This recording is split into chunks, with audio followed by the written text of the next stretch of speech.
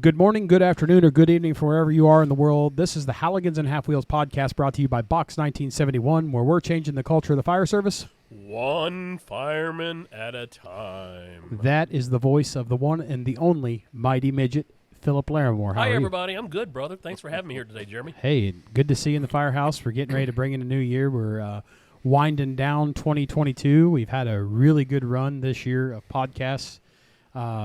What a great day to sit down with Captain Farrell of Firehooks Unlimited last month. And we're going to kick off 2023 with a little bit of a bang as well. If it's all right, we'll just jump into it, Phil. Is that good with you? Sounds great. And I did listen to that podcast recently. Man, talk about a legend, the great Captain Bob Farrell. Right. I was listening to it while in bed in the firehouse, and I couldn't fall asleep. Even after I listened to even after I listened to the podcast, I laid there and stared at the ceiling for hours, just kept thinking about what a wonderful man he is, what an outstanding career he has had, and it brought back a lot of memories from my great experience with working with the FDNY. I'll be honest with you. He and I just talked on the phone this morning. It is with a heavy heart that we talk about someone that is no longer with us before we jump into this. A personal friend of mine that I've known since childhood, Chief Bobby Halton, who was the editor-in-chief of Fire Engineering Magazine, has passed away this week, which is awful news, and he is going to be sorely missed. I will definitely miss his nuggets of advice. I will leave you with one that he has left me with all of my life, and that is loyalty above all except in cases of honor. And that is how Chief Halton lived his life. He lived a full life. He had an impact on people around the world, not just in the United States, but around the world. What a great man, father, gentleman, friend, and brother, and he will be missed. I hate that I never had a pleasure of meeting him.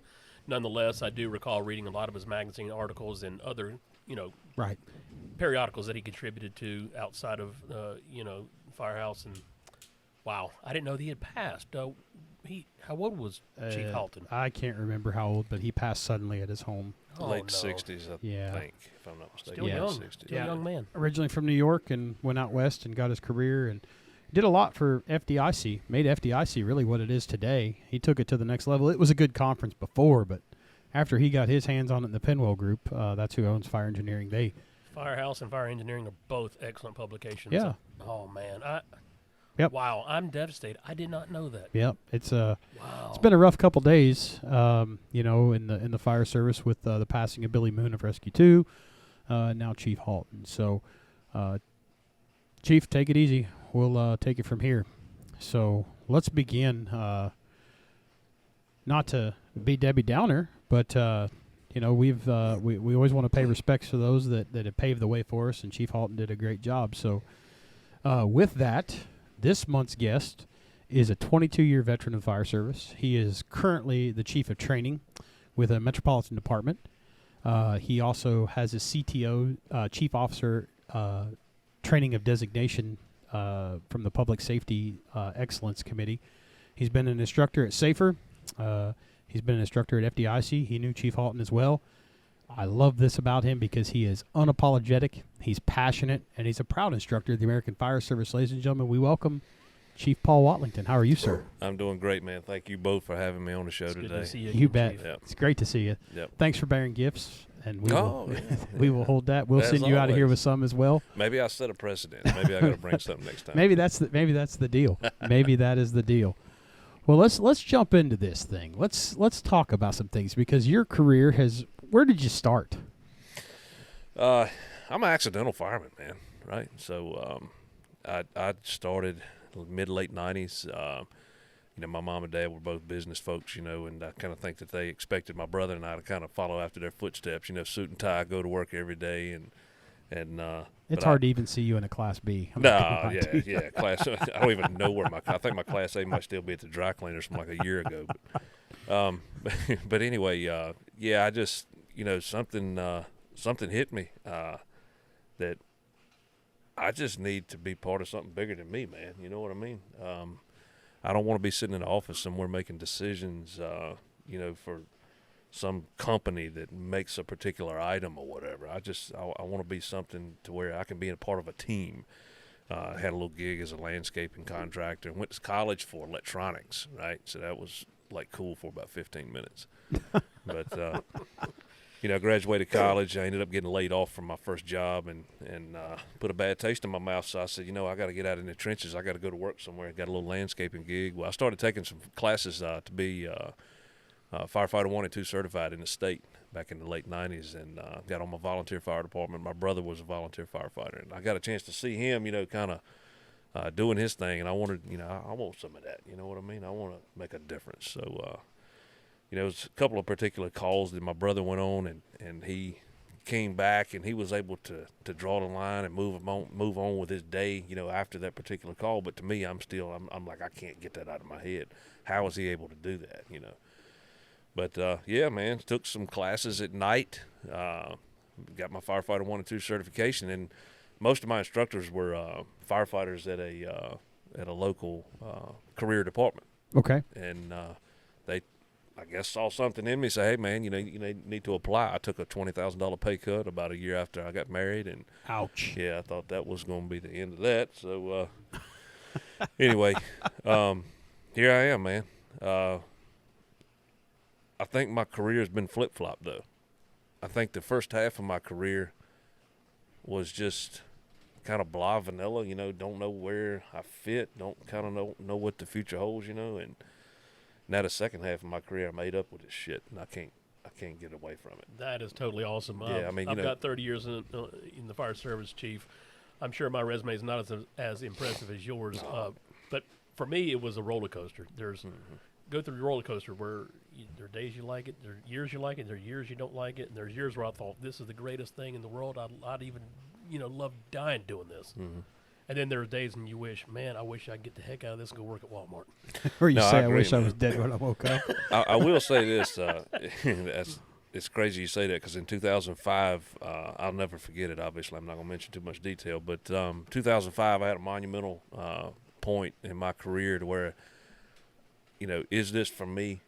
Do I need to be looking at something else? We ran a simple medical call at a local high school, and when I got to that high school, I recognized the individual. He was actually an old wrestling coach from back at the high school that I grew up in. Oh, wow! And he knew me, I knew him, and at the time he was gone, man. He was no pulse, no breathing, no nothing, And I promised myself when I got this job that I would never check up on a patient. You know what I mean? I would never. Yeah, sure. Don't get too attached. I don't want to get too attached. That's exactly right. So I would never check up on a patient, never call the hospital, But it was something different about this individual, I guess because I had a connection with him before, right?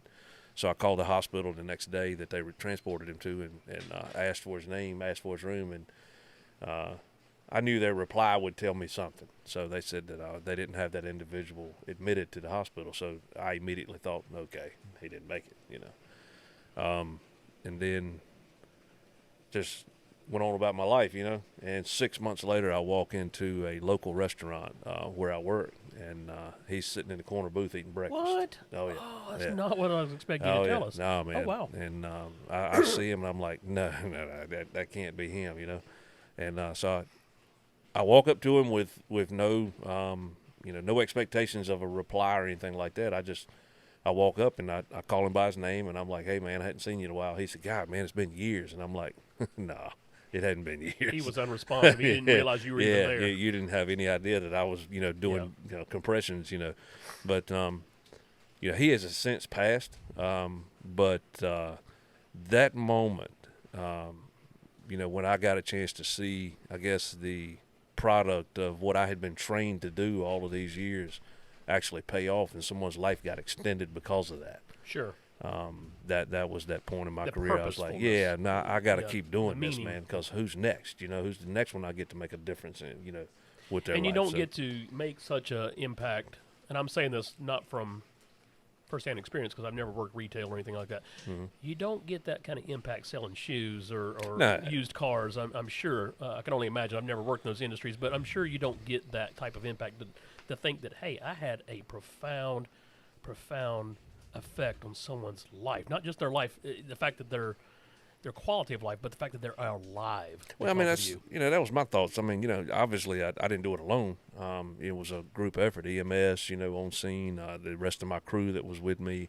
But this guy, maybe some of those compressions that I was doing, gave this guy an opportunity to spend a few more Christmases with his family, or walk his daughter down the aisle or something like that. And that hit me, and I was like, man, who else can I help impact? You know what I mean? Who else can I help? What was that line, Jeremy, in the movie Backdraft, where the lieutenant says to his brother, "You have a bad day selling log cabins." Something, Yeah. Yeah, it's not like having a bad day selling log cabins. You have a bad day here, somebody dies, and that's just not fucking good enough. That's what he said. Not mean to be rude, taking over the conversation also, Paul, because we're still in your introduction. But December 18, 1998, I was working FDNY EMS and unfortunately witnessed the death of 3 firefighters. Brooklyn Ladder Company 170. These 3 firefighters died at 17 Vandalia Avenue. Top floor fire, wind-driven at a high-rise multiple dwelling. In 1998, I believe I had 6 years in the fire service. But that was the very first time I'd ever witnessed a firefighter fatality. Mm-hmm. And it had I hate this word impact, it had a profound impact on me. And it was, to say the least, eye-opening. Mm-hmm. And 2 things I will add to that. One is, I believe that everyone sitting here at the table has his own faith, and we're not going to make this a religious discussion, but when you do this job and you see the things that we see, both as paramedics as well as firefighters, if that does not put the zap into you to realize that there's a life beyond this life and that there's a spiritual world that we may not necessarily feel or see at all times, you should at least be able to sense that there is a spiritual world out there, and we are playing in that spiritual realm, whether we realize it or not. I would hate to think it wasn't anything out there for us to look forward to. You know what I mean? I believe in something. I mean, you can't tell me this is it. You know what I mean? Yeah, sure. I don't Absolutely. believe that. So, whoever or whatever you worship or whatever, that's obviously none of my business. But you got to believe that this is not it. This is something else. Beyond this. For us. But well, Chief, again, I've always said this, and feel free to disagree with me, gentlemen. I've always said that a lot of people on this job, and I know you're in the training division of your department. Is that right, sir? Mm-hmm. A lot of folks on this job, unfortunately, excuse my language, don't fucking get it.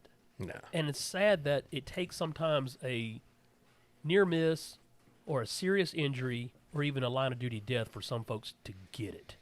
If you felt, tell me your opinion, Chief, if guys could fucking get it, quote unquote, early in their career, does it make them a better fireman? I think it does, because I think it makes them look deeper than it gives them a reason to look deeper into the possibilities. I mean, it gives them the reason to expand on their basics and their basics in training and stuff like that. But I think we're all guilty of complacency, right? I know I am. I mean, Yes, sir. I've gotten to those plateaus before, and you got to find some outside factor or some outside force to push you sometimes. And I mean, we're all guilty of that. That's just human instinct. But a lot of it is having something happen to you. I'll tell you the truth, man. I never really thought too much about the opportunities that have been given to me over the years, kind of taking a lot of those for granted. And then all of a sudden I get the news that Jeremy was mentioning a few minutes ago about Chief Halton. Yeah. And when I saw that, I got to thinking about everything that he did for me personally. And it reminded me that, oh my God, man, I have not given appreciation to what I should have been given appreciation to all these years. And I think all of us in the fire service, we do the same thing. We're complacent the same thing at our capabilities and hell, what could get us in a bind? Are we trying hard enough to? Have we had anything happen to us or anything happen in front of us to push us to, hey, let's make sure that never happens again. Maybe we need to expand on what we're doing here. Yeah. As a 30-year veteran of the fire service and a 9/11 survivor, been to a lot of funerals. Oh, yeah. I've heard a lot of eulogies, and I'm going to say this: I might even get a few phone calls from guys I know. FDNY call me up and say, "What the fuck are you talking about?" But I'm going to say it. I've been to some funerals and heard some eulogies, and I'm sitting there going, "What the hell are they talking about?" My point being is sometimes eulogies don't tell the true story about a person. Mm-hmm. You sit there and you listen to a eulogy and say, "That's not the way I remember this guy." So I said all that to say this, Chief. If I were to die tomorrow and I am eulogized, I want the eulogy to be true. I don't want folks standing up there and saying a bunch of nonsense about a life that I didn't live. I don't want people bullshitting. So where I'm going with that is, I think in order for your eulogy to be realistic and to be true, it starts from the minute you wake up in the morning and put your feet on the floor. You have to live your life so that people don't have to lie at your funeral. And if I die tomorrow, I want people to say, Phil Larimore was a good man, a good person, a godly man, but he was also a damn good fireman. Mm-hmm. That's what I want said about me, Paul. Well, you touched on something I want to hit on. You talk about reinforcing the basics. We talk about this generational gap. I'm sure when we came in, the guys teaching us were looking at us like, these kids, you can't teach them anything. How are you addressing that in your everyday endeavor? Because, the guy that's 35 years old that is looking for a career change doesn't really walk through the door anymore. They're very few and far between. We're now getting kids that don't have any life skills, So how are we going to bridge this gap going forward of generational training? That was a curious question I had for you, and since you kind of brought it up, I wanted to hit on it. Yeah, no, that's interesting that you say that, because just last week, believe it or not, it gets this deep. But just last week, we were I was having a conversation with someone from a local community college system, and they were with these kids coming up, offering these kids almost like life skills, right? Right. It would blow your mind being in a position to where you see the hiring processes, how many young individuals come through your hiring processes that really, to be honest, don't even understand the concept of reporting to a supervisor. They've never had a job before. Or they have, but it was a family member that employed them, and they don't understand the concept of, a sense of duty. Yeah, they don't have that either. Exactly. And it's really, to be honest with you, it's not their fault, in many cases. It's just they've never been put in a position to have to.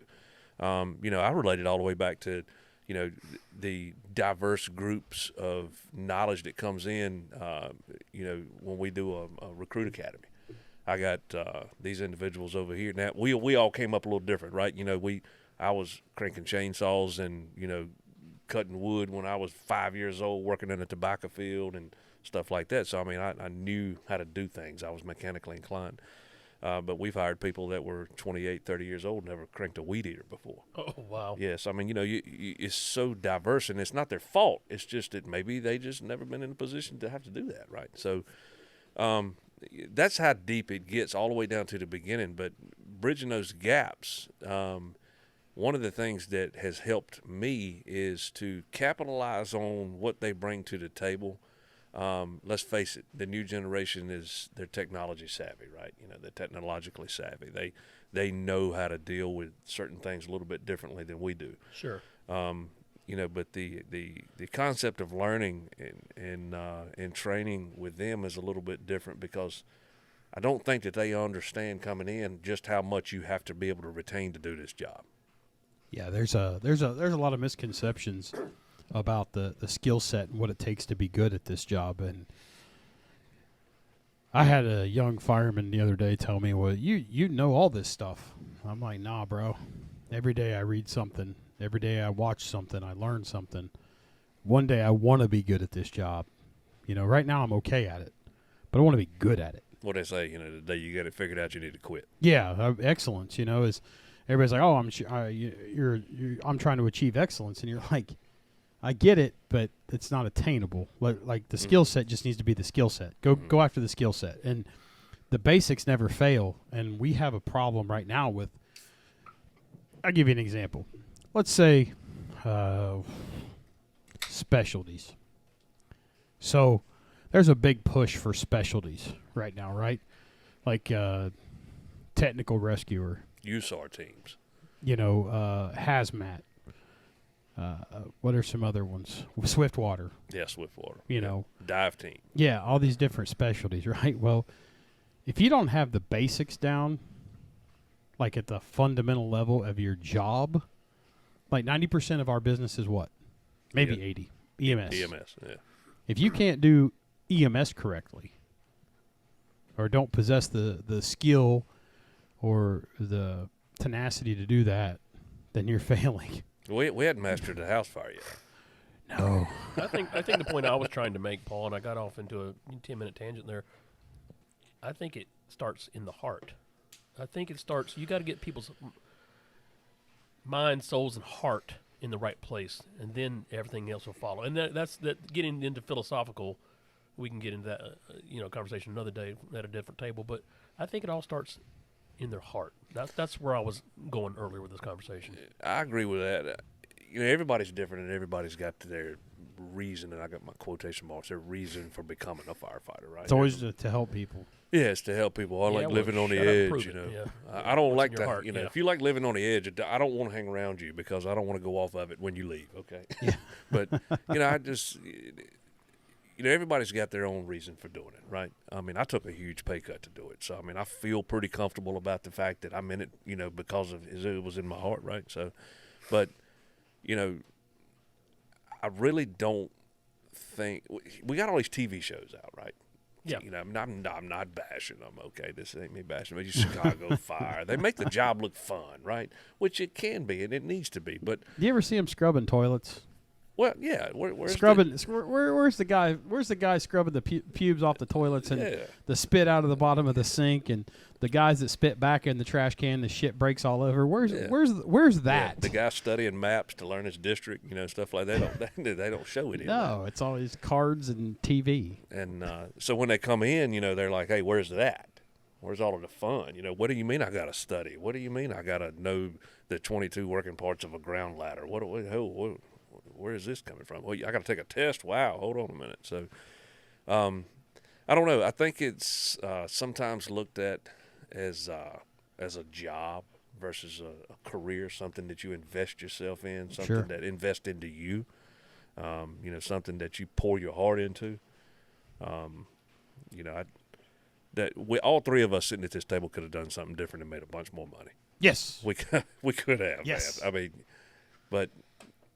Well, let me ask you something. I was recently sent a text message of a post of social media that said, "Great job tonight by the crew at this particular fire." And they went off to list every agency that was there.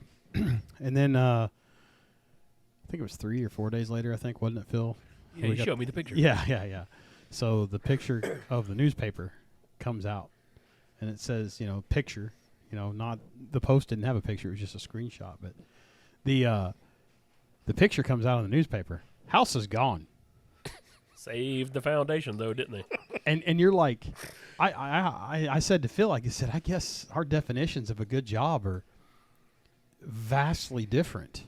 That is borderline embarrassing. That one, you would even post something like that, too, near the holidays. And lastly, just negligent, just why? And I think that a lot of this comes back to people want to be seen and they want to be important. I don't know how you approach it, but when somebody asks me, "Man, you look like a fireman," I just kind of freeze in my tracks. I really don't say anything. But if they ask me what I do, it takes about 6 or 8 questions to get there. I work in the public sector. Oh, what do you do? I mitigate other people's, fuck-ups. And usually if I swear at them, they stop asking, right? And then they dig further. I say, I'm involved in local government. What do you do? I drive. I drive a big truck. Yeah, why do we need to tell everybody what we do? I've never understood that. Have you noticed that about this younger generation?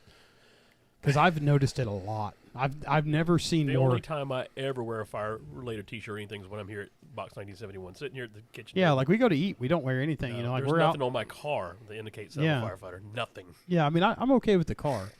But I'm not okay with like you wearing your shit out everywhere. You know what I mean? I think it is a little bit of a popularity contest. I mean, I think every firefighter on any roster must admit that. I mean, that there's always somebody that is looking to gain attention. You know what I mean? Like I was flipping through Facebook or something the other day, and I saw an interview with Charles Barkley. And Terrible. that's terrible. One of the questions that was asked to him, and I don't know what the basis of the conversation was, but what do you think is his top 5 most important careers in the United States? And the second one out of his mouth was a firefighter. Really? Yeah, the second thing out of his mouth was firefighter. So I think the prestige of the job, and maybe it goes back to, this instantly just hit my head right here. So I'm not relating this to being a firefighter, obviously. So please don't put that together. But my son asked me, he's like, why do you hate seeing people with squatted trucks riding around town all the time? And I'm like, because to me, it makes me think that they're so pathetic that they got to get something else about them to get people to look at them. You didn't think Ford, GMC, Chevy, they couldn't make the truck right? Like you had to fucking modify? Yeah, I mean, are you getting the rest of your lift next Christmas? I mean, but I mean, and I mean they have their applications, right. Lifted trucks, obviously, yeah. Squatted trucks, no. No, but you ever try to put a cooler in the back of one of them? When I think about that, like, what are you looking to gain by blasting to everybody? That I mean, I appreciate your pride. Don't get me wrong. That's the difference. There's a difference in that, but. No, I mean, I get what you're saying. I mean, I may be obtuse, and I'm willing to be that. My brain functions differently. You know, like I want to ask you a lot of questions, like the training. I mean, this is your job. This is what we do. Mm-hmm. We train guys. We go all over the United States, and we train folks. And I hear this a lot. Well, you may have gone there, and Phil, you can attest to this. I know he's about to say. But here, it's different. So we were involved in a conversation recently, and the conversation came up, well, you just don't understand. What don't I understand? Please fill me in. Are you fighting a different kind of fire? Mm-hmm. Are you running a different type of medical call? Are you running a different type of vehicle extrication? Are you running a different type of hazmat call? Please educate me as to what in this geographical region makes this place different than anywhere else in these United States, other than weather, or I guess climate, topography. What else would change? I don't know. Socioeconomics? Yeah. What else has changed? Those are the variables, right? Mm-hmm. I don't understand. So we've gone to rural departments in the rural New York. We've gone to rural Western United States. How do you see training evolving from when you came on to now? How do you see that dynamic, that paradigm? Has it shifted? Obviously technology, but how do you see things evolving? How has that affected your job? For years coming up, it seemed like we were, and this is not a bad thing, but it seemed like it was the basics. Follow the 16, 17 classes in the state fire marshal's office. Do your forcible entry, move on to building construction. It was the same thing all the time. Now, coming up through my volunteer department, it was real street level stuff, right? Because you had the old school firefighters in there that weren't certified firefighters. And, when we came to training at night, we did real, hardcore hands-on training. And that's where I learned the most. And then when I got into what a lot of people consider the commercialized fire service, when you get up into larger departments that require certifications and education and stuff like that, which is all good. I mean, I'm all for professional development. It seemed like it was more streamlined. It seemed like it was more the same thing all of the time. Now, we're in a conference era now, right? So I think in a previous conversation that I had with you, we discussed that. There's so many more educational opportunities out there. And it's just funny because it reminded me of a conversation I had with Chief Alton a few years back. When I started applying at FDIC to teach, and he said, "Paul, look, man, here's the deal. You can come to FDIC. Years ago, all you had to choose from was like, you might have had some pump operations over here, maybe, multifamily dwellings here, commercial properties here. Well, now you can, select your classes based on, multifamily dwellings, Division 2 on the A side. I mean, it's very, very, very specific. Yeah. I mean, it's so many opportunities for folks to learn now that I think that departments are seeing just how beneficial that stuff is, and they're becoming more advocates for it. And your training is getting a lot more detailed now. And I like that. I think training is getting a lot more detailed. That's one big part of the evolution of training that I've noticed. We hear these crazy terms, and I think in a lot of cases, and I'm unapologetic about what I'm about to say. I think in a lot of cases, sometimes certain fire instructors run out of things to talk about. Yeah, I've seen that. So they start reterming or relabeling things that we already do to. I think last time you and I were together, I mentioned that I'd never heard the word VES until I'd left FDNY and moved down here. And yeah, exactly. I mean, there's certain things that we've been doing for years that have been. Did not have a cutesy phrase or catchy name to it. Yeah, got retitled something, for somebody to be able to say, hey, that's my expertise, And I'm not, obviously that's not an accusation, but I think, you see a lot of that too. But, you go to these conferences now, H-Rock, Kurt Isaacson's got a wonderful thing going down in Pensacola, FDIC, the Firemanship Conference, Carolina Fire Days. You got so many learning opportunities out, for these young firefighters, and what they're doing is they want to go, right? Because they want that. I do see a large group of those individuals that want to know what we know, right? And then, of course, you got those that want to come in and just get a paycheck. I mean, that's all across the country. You said something earlier about, you said something earlier about starting out as a volunteer. You said that a lot of the guys were not even certified firefighters. These guys were, but they were dedicated to their craft. Oh, yeah. They were dedicated to their department. I think it goes back in the old days, people lived, even in places like FDNY, Boston, Chicago, people lived in the community that they served. So there's that pride and ownership thing. They have a vested interest in what they're doing, because if a building burns down, it's a building in their community, and chances are they probably know somebody in that community. And I think we've kind of lost that, particularly with a lot of the municipal departments. Second thing you said was talking about conferences, and here's where I might, and I want to step on your toes to hurt your feelings. Yeah. I have no problem with conferences, and I have no problems with highly detailed training. But what I do see is so many of these conferences, weekend fire schools, they offer these classes. It's just like, what the fuck is this? When the hell am I going to ever use this? And we've got a lot of young firefighters who can rappel off a 100-story building with a hazmat suit and a machine gun on their back so that they can pick off an elephant off the 98th floor. It's like, where the fuck are you ever going to use that? But yet these guys, they master some nonsense course for a skill that they'll never have to use. But if you put a Halligan in their hand and say force the door, they can't do it. Where did we go wrong? Well, or are we wrong? Where did we go wrong with offering all this crazy stuff out here? But we've gotten away from the basics. I don't think it's necessarily wrong. I think a lot of it goes back to like how we do things in my department, as far as how we manage that.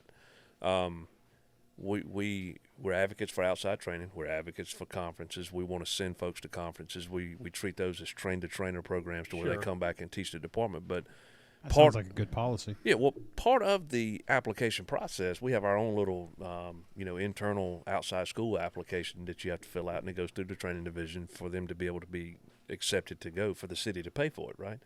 But they have to list that class, and that class has to be something related to our operations and our resources.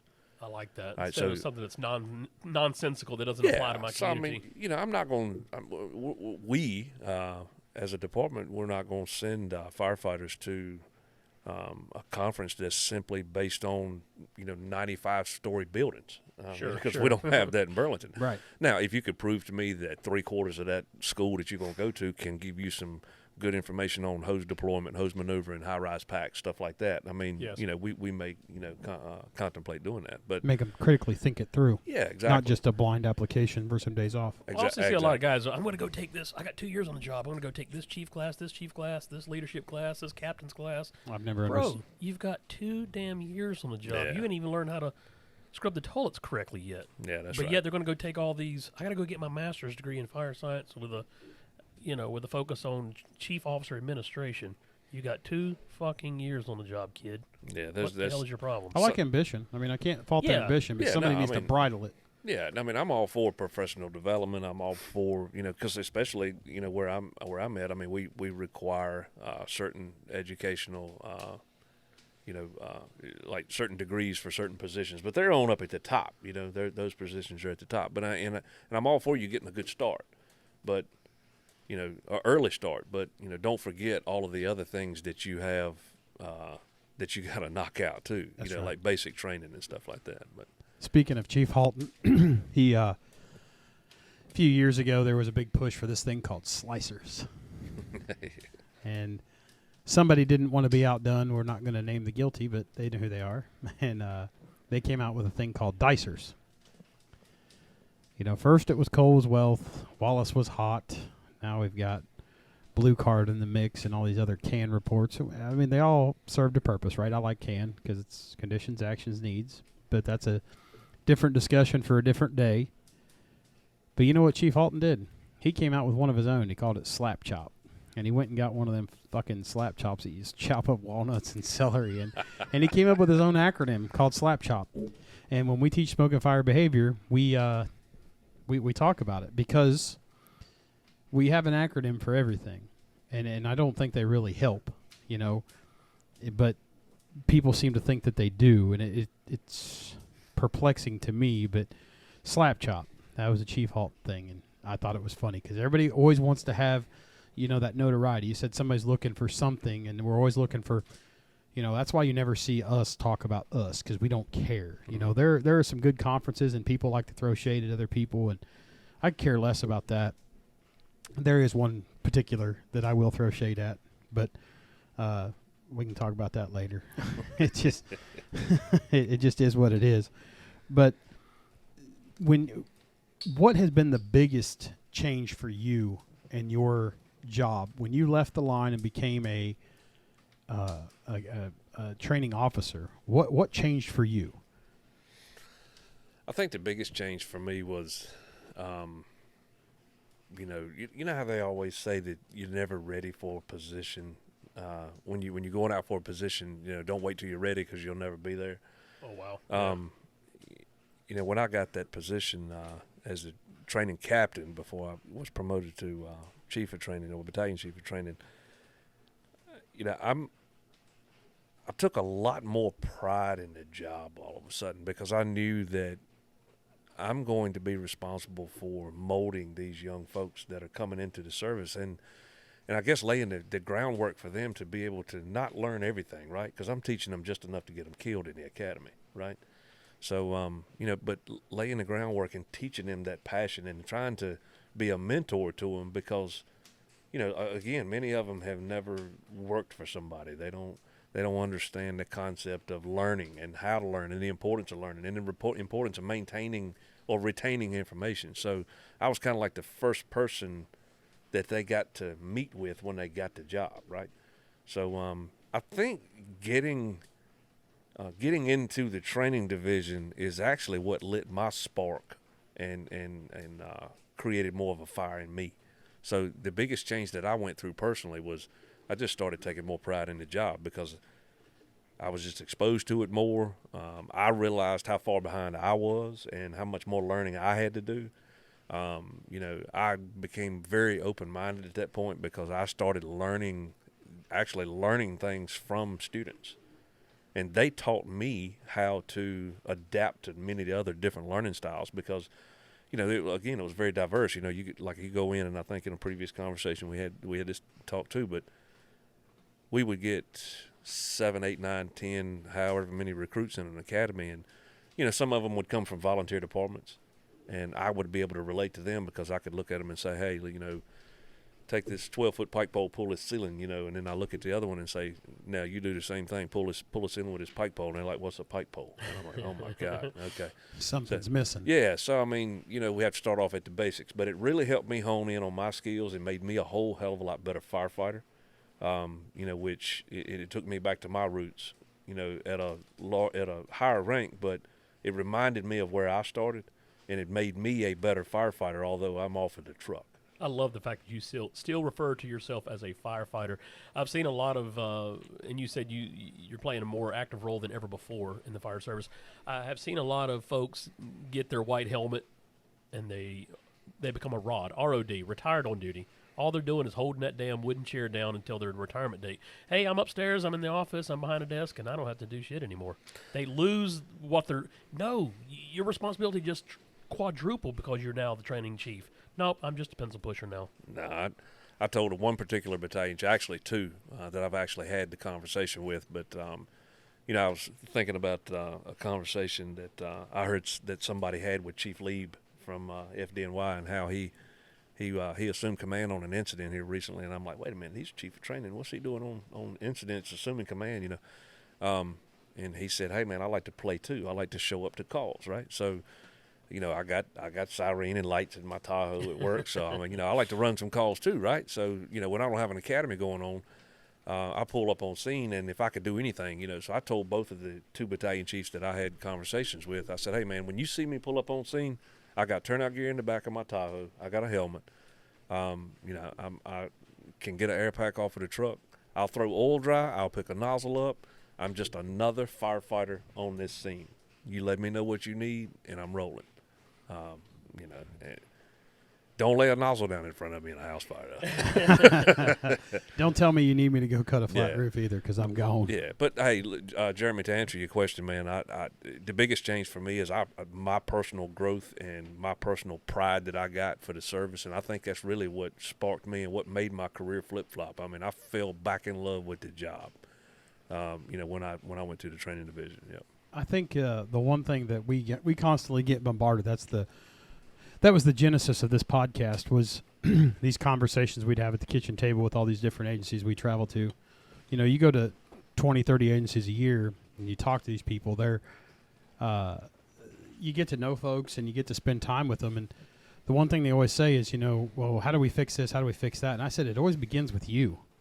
Self-esteem is, the first word is self, meaning you, and a lot of folks like to look to other people for their answers and fix their problems. Well, that's what we're supposed to do. And, life is about, in my opinion, everything that comes at you is 90%. How you deal with that other 10% is what makes life go around. Because, you can choose to engage or you can choose not to engage with someone or a group of people or individuals. And it just, I don't know, it makes sense to me, but not everybody has that. And it's hard to find that spark. It's hard to, when you're around a bunch of mutts, or what are some other words?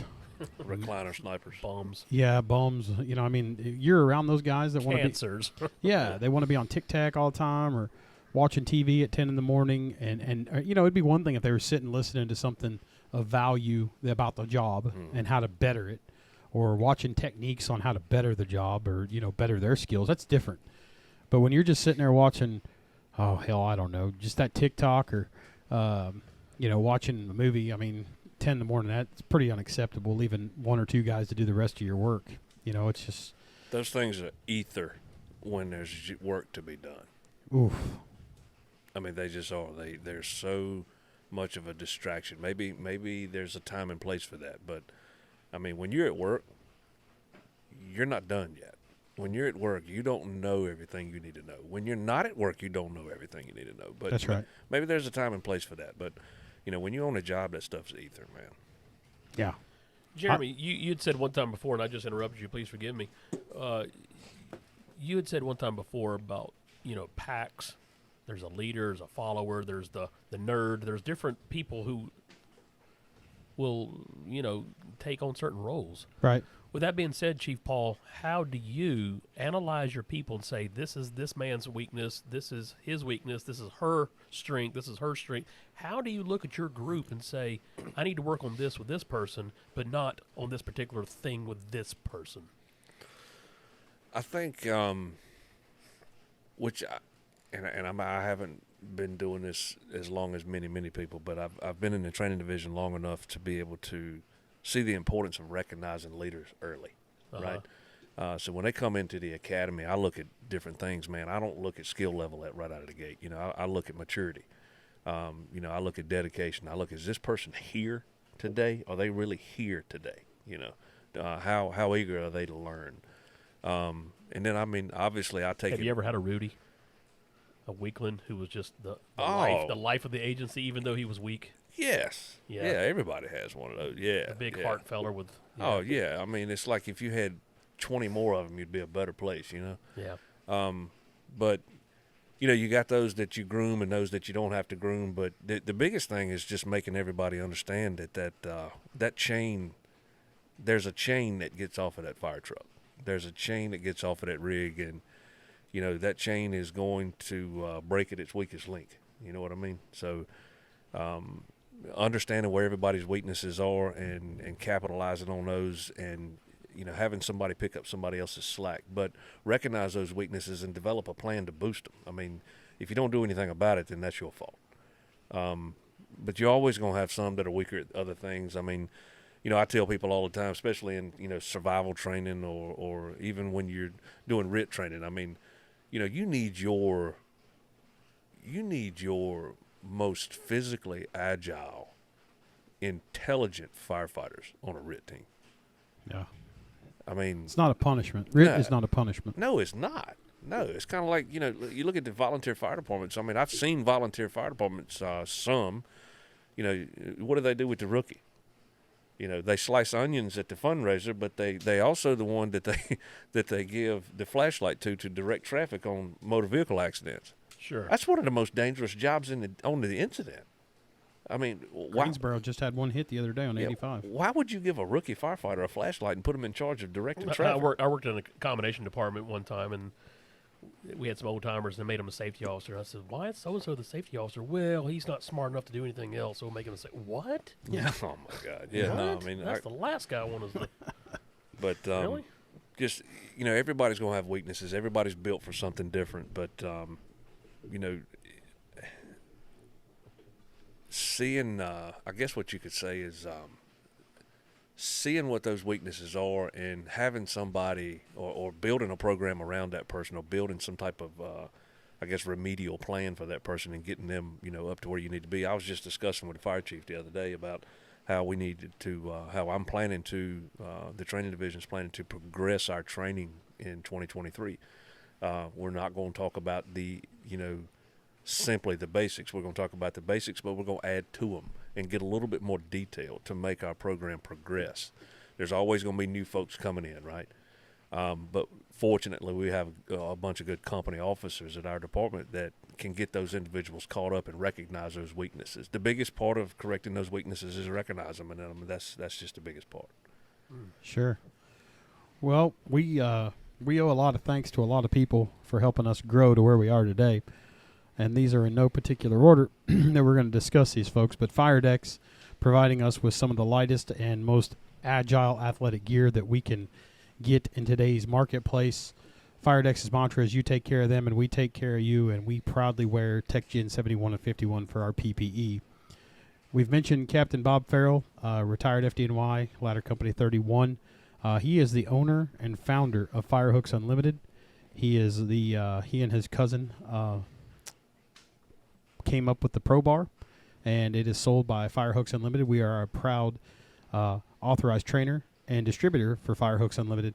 Matex hose, it's an OBS approach, GPMs and BTUs. We're going to talk about that, Chief. We want to talk about some GPMs and BTUs, but Matex is the go-to choice for if you want to fight fire by the GPM. And Rock Rooster footwear, we always like to say rock out with your cock out. If you want to save 15% off at checkout, you can use code BOX1971 and you'll get 15% off, because every step matters and you might as well be the cock of the walk. Lastly, we've got to thank old Mikey P up at Firehouse Innovations Corporation. Mike retired out of 175 East Brooklyn, New York, or East New York. He was there for, God dang, a long time. He was on a couple podcasts ago. But he is the owner and inventor of the multi-force door and a bunch of other tools and equipment. That's the best door in the market, and we are proud to use and represent their products. And Mikey up at First In Leather, Mikey, he does a great job. That's Mikey Hillman, firefighter owned, firefighter crafted. He gives a lifetime guarantee on his work, so if you want to look up some radio straps, glove straps, chin straps, helmet fronts, whatever you need. Use Box 1971 as the checkout code. You get 10% off $50 or more. So, Chief, the important thing that I want to hit, and you and I have talked about this many times, but just to share with other people, the importance of standard versus street skills.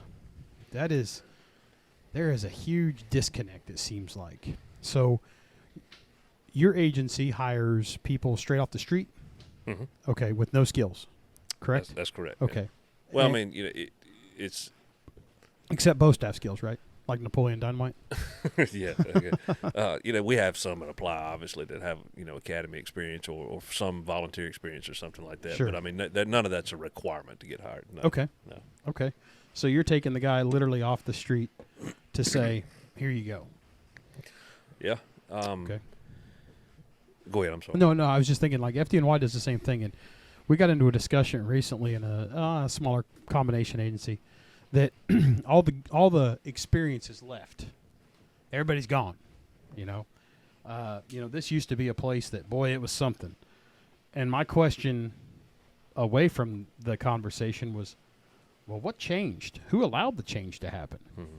Does that make sense? Like, who allowed that change to happen? But what do we do when we're combated with folks like that? Because the people that are listening to this are going to go, well, man, this sounds like my agency. And we're not saying anybody's names just to protect the guilty, but how do we get past this whole mindset of this used to be, this was, this is, and get it to where we're raising the bar?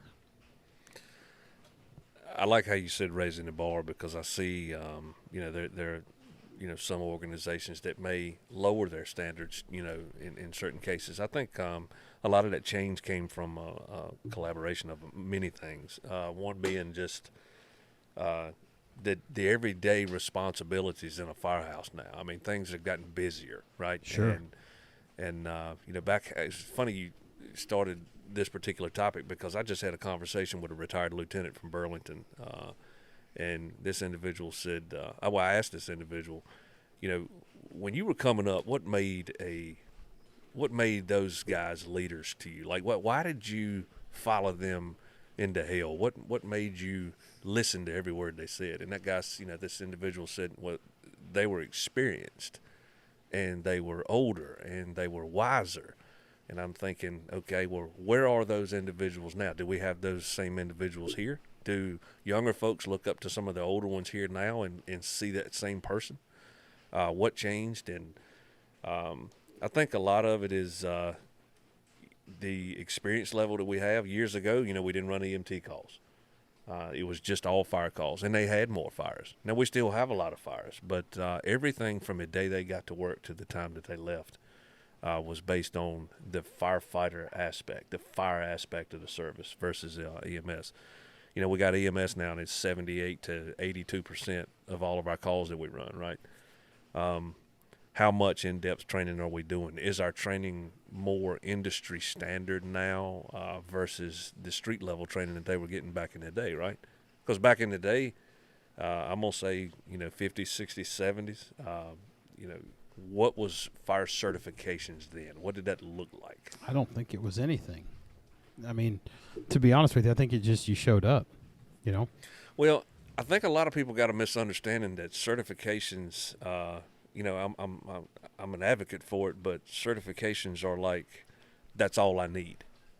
Yeah. Yeah. So when they're really the minimum standard, Right. and they're intended to be built upon by, I guess, based on what your resources are, the kind of calls that you run in your department, the frequency, low frequency, high risk, high frequency, low risk, take that and build off of the industry standard. But when you settle on industry standard, no, that's a no-go for me.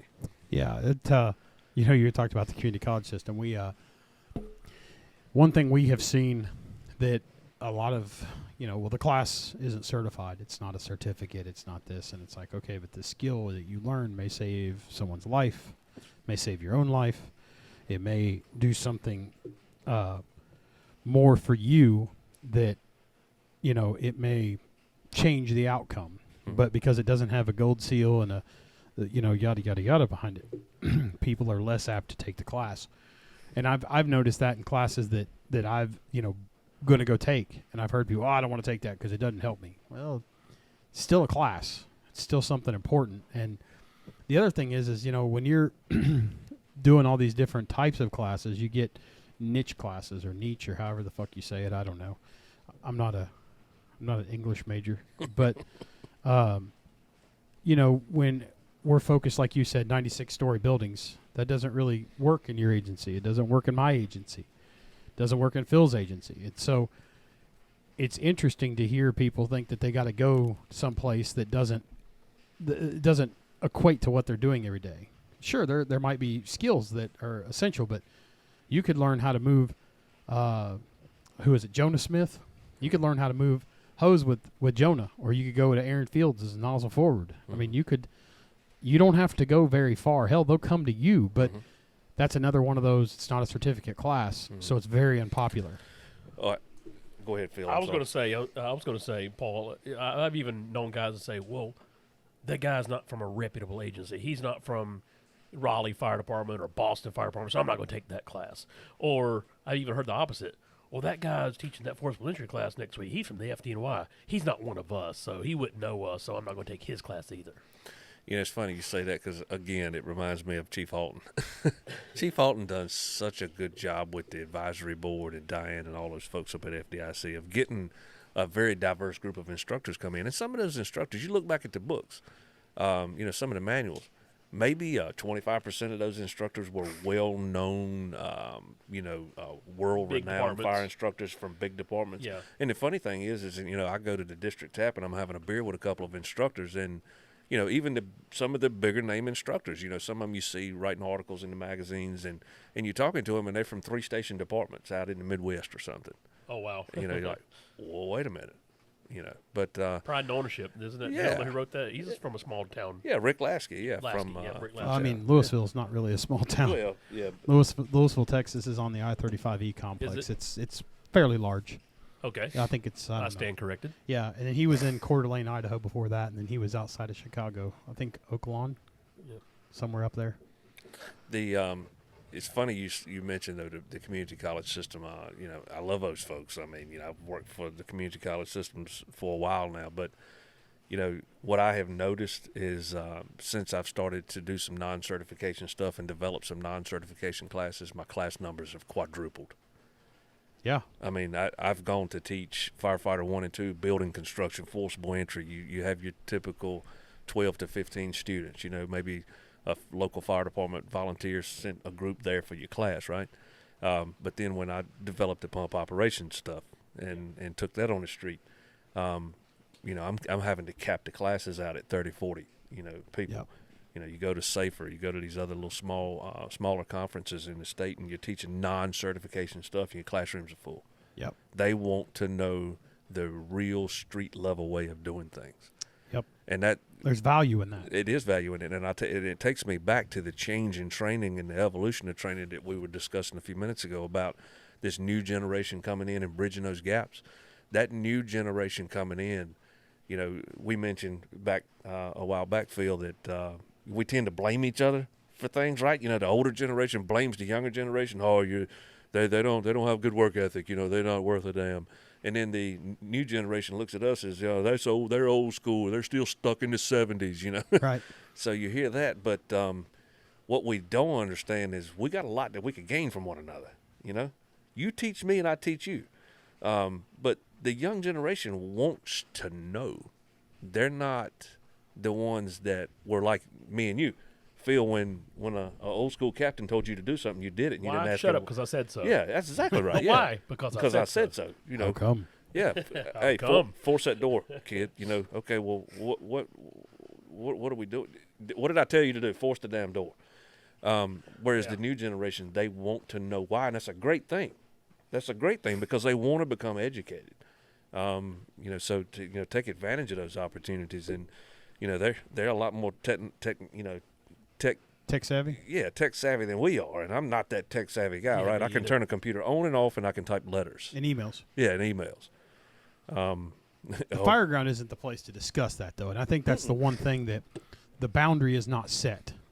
The boundary is not set that the fireground or the scene is not the place to have the conversation as to why. We can have that back at the house. Oh, I 100% agree. And that is one thing that I have seen evolve. I, came up with a captain that, I remember the old 35 millimeter, we always carried with us. Boy, we got caught with it. It was ass chewing. You can go play dress up somewhere else, okay. And now, I'll tell you the truth. I was going to bed last night scrolling through TikTok, and there was a guy in southwest Oklahoma with a setup in the firehouse, full uniform, trumpets on the collar, badge, hat, everything, singing karaoke and not doing a good job. It was terrible. That's but but he's in the firehouse, and and so I remembered the username, and I went through and just kind of scrolled through and was watching some stuff, and then I typed in the username. He was still alive, like 45 minutes later.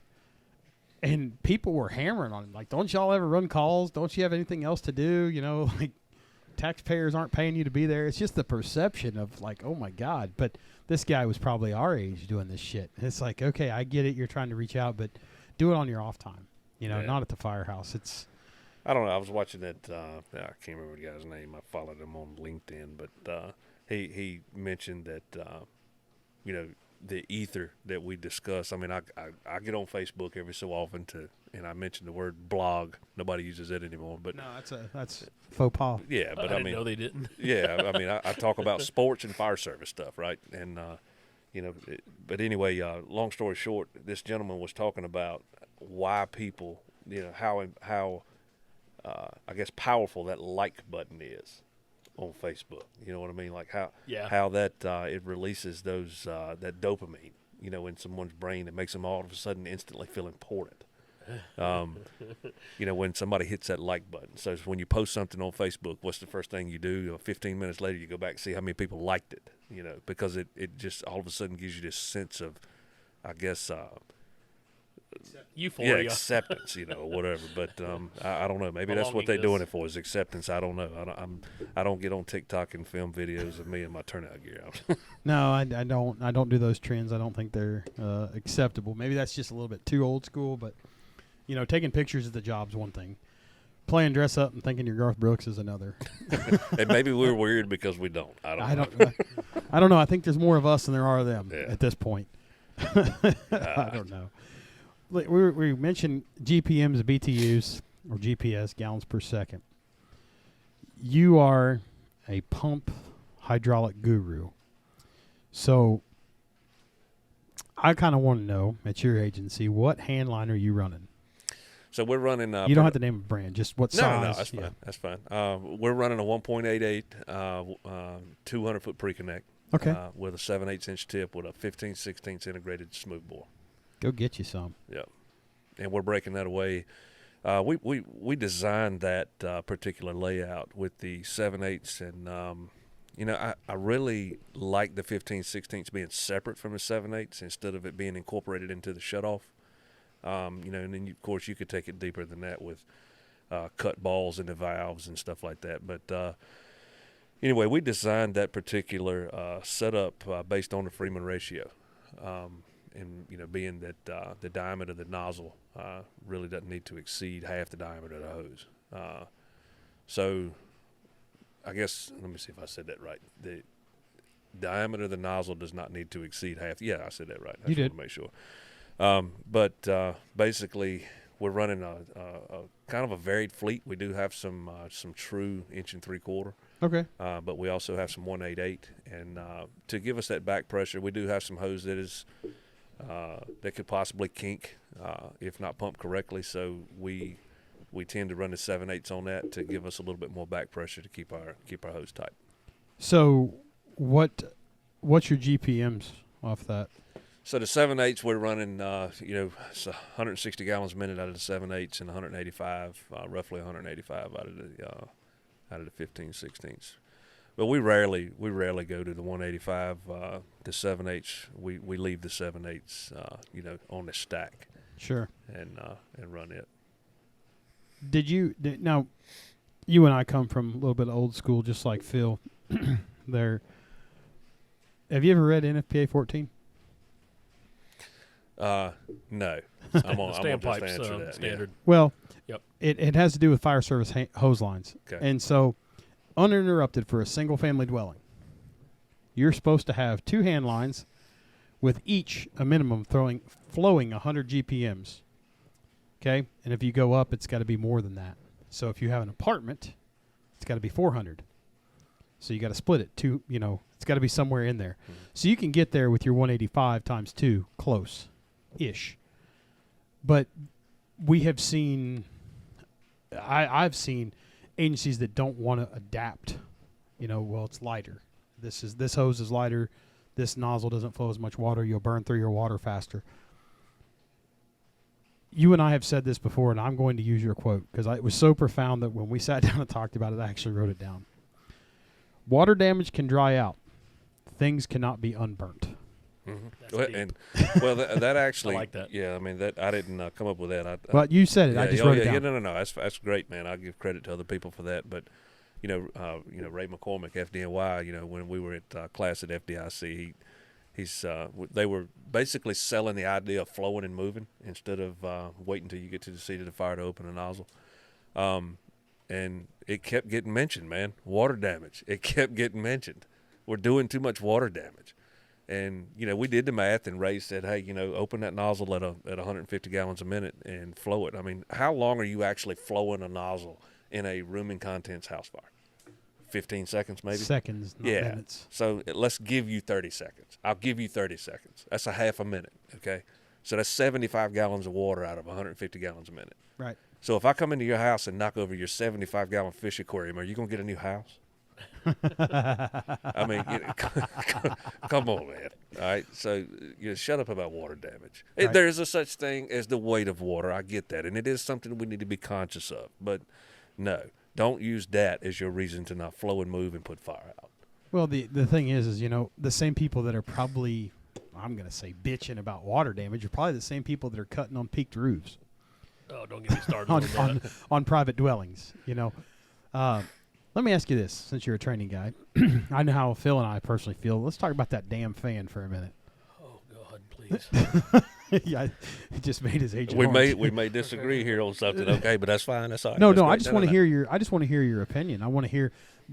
Listen, I think the one thing that the people that listen to this, that know us or have come to know us or will know us, is that we can always have a conversation civilly, disagree, and both be right. Oh yeah. And if we disagree, I could agree with you, but then we'd both be wrong. I can tell you, just before you even asked the question, that it can be very, very dangerous, and it could be your friend. It absolutely can, and the misplacement.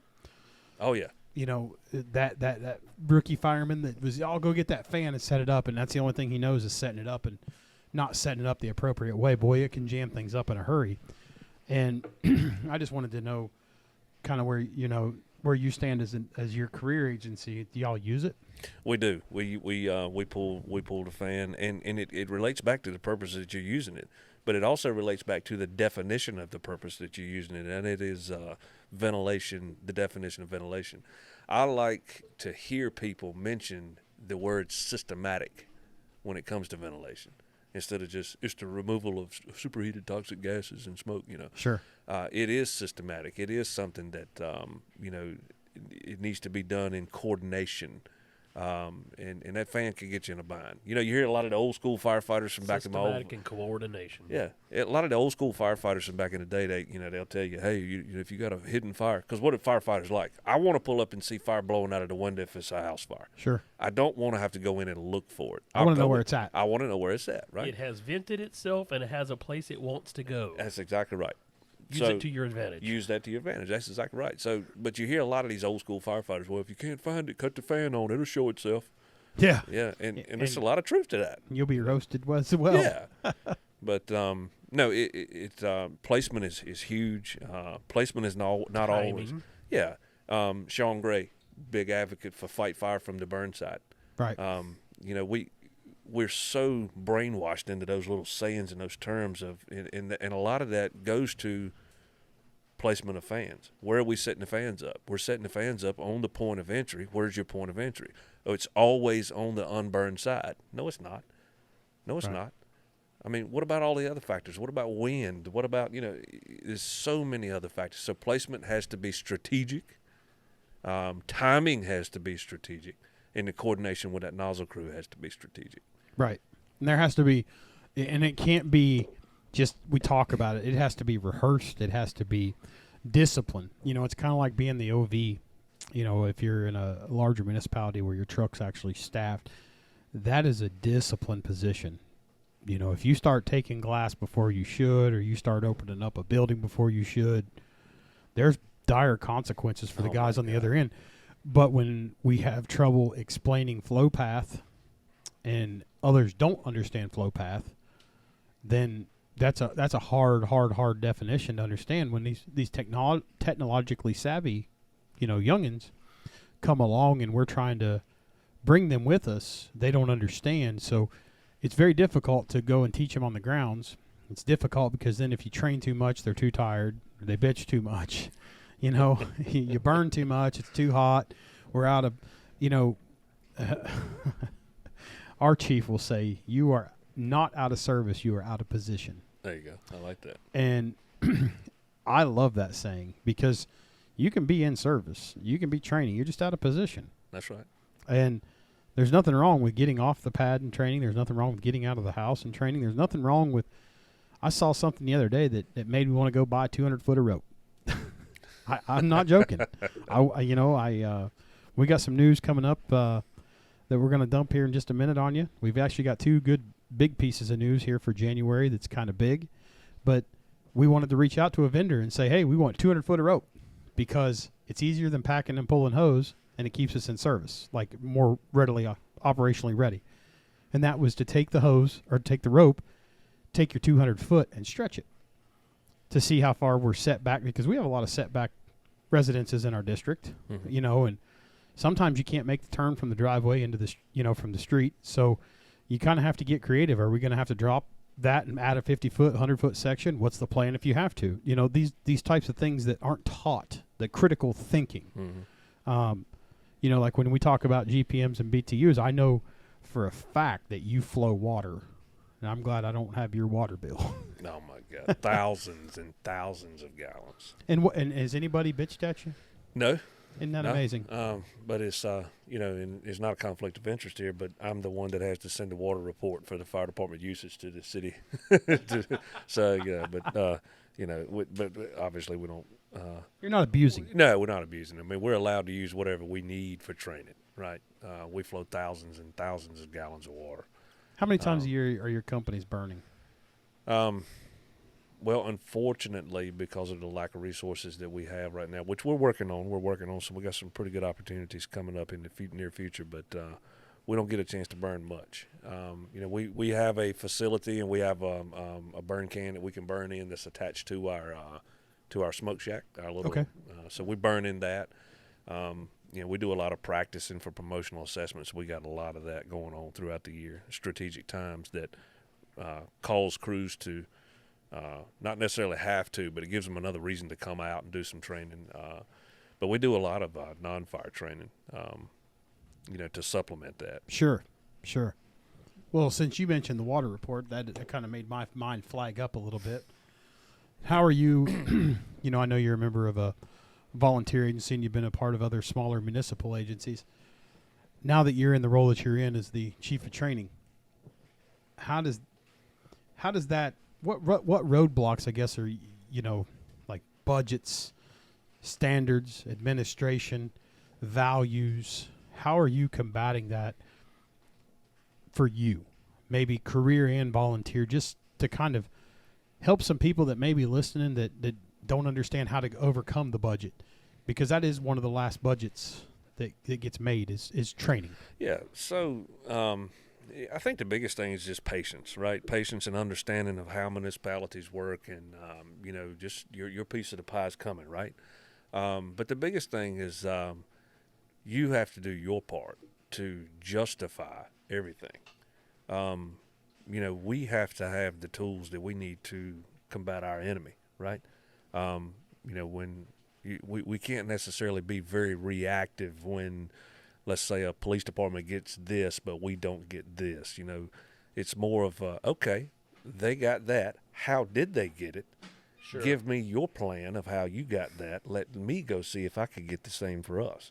And what I mean by that is, let's just hypothetically say the police department gets a new shooting range. Okay, well, what is that equivalent to us? Yeah. A new burn building. How can, what do we need to put in place to justify that?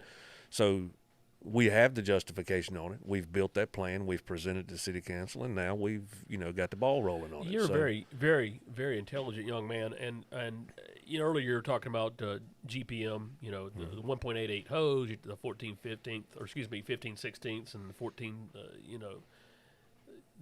the smooth bore diameters and what they flow and such, BTUs. You're throwing out numbers.